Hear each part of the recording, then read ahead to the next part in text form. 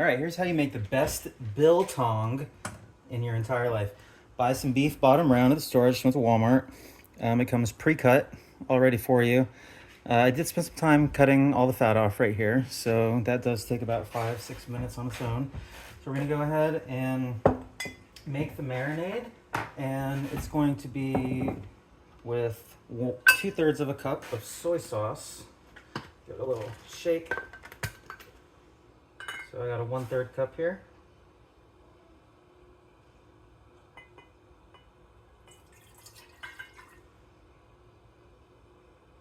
This is good for about 2 pounds.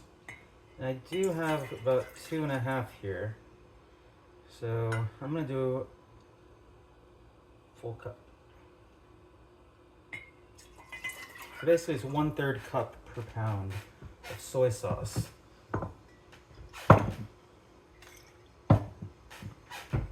We need the same amount of Worcestershire sauce. These are the full sodium versions, not the light sodium. We need the salt.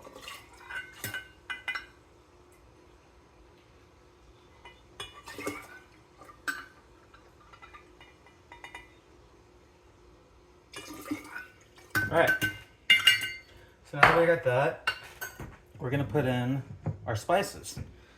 So for every 2/3 cup, you do 1 teaspoon of onion powder and 1 teaspoon of garlic powder.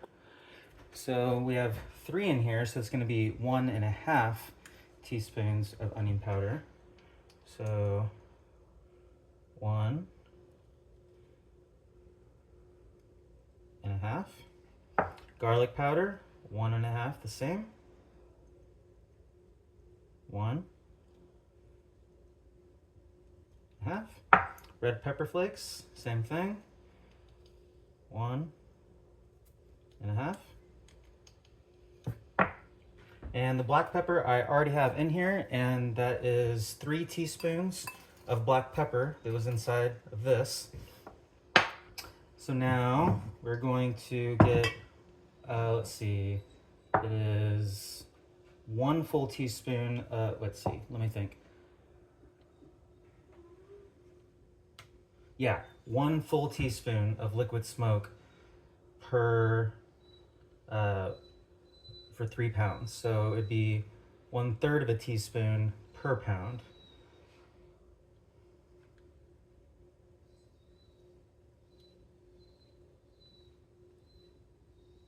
One big full one. Stuff's really strong. All right, now we put the spices in here. And we got one other item I almost forgot, but we need honey.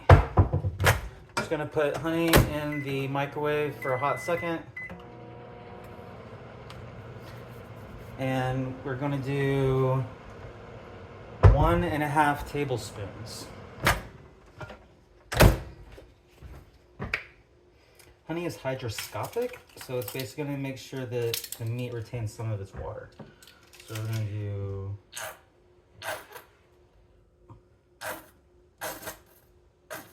1.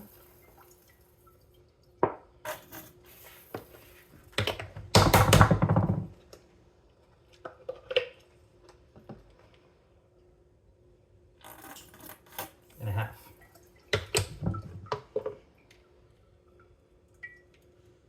All right, put the spices in.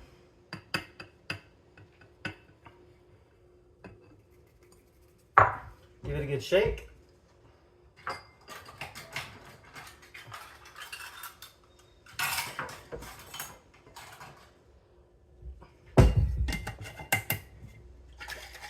All right, and now all we gotta do, did I get pepper flakes in there? Yeah, I did, right? Yeah, I did.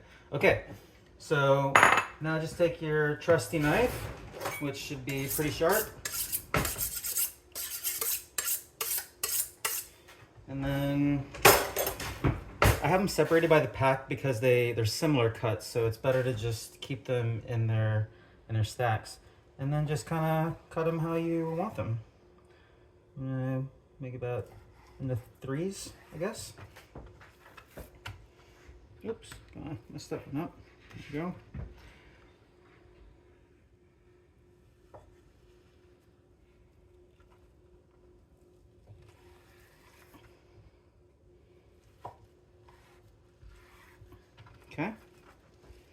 Now this one.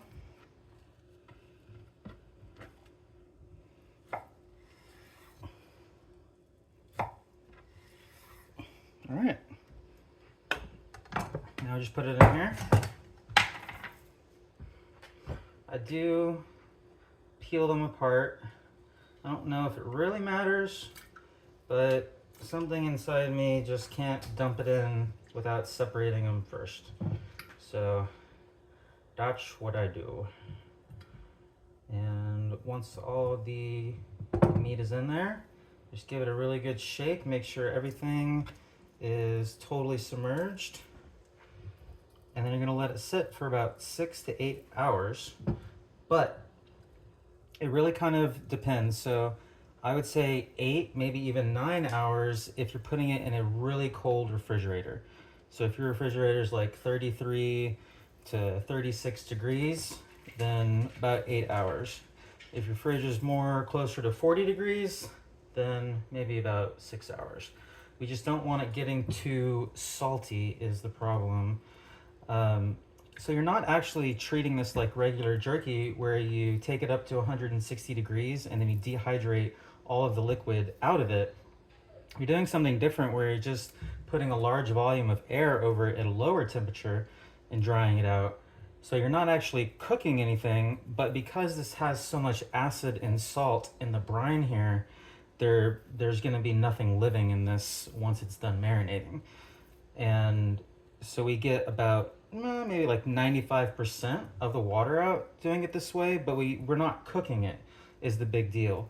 Whenever you take it to 160 degrees to dry it out, you're cooking the meat. Like without a doubt, you're cooking it.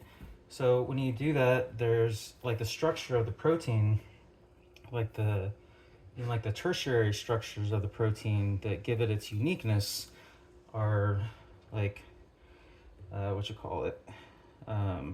whenever the proteins unravel. So it takes away kind of like the meaty flavor, denatures the protein.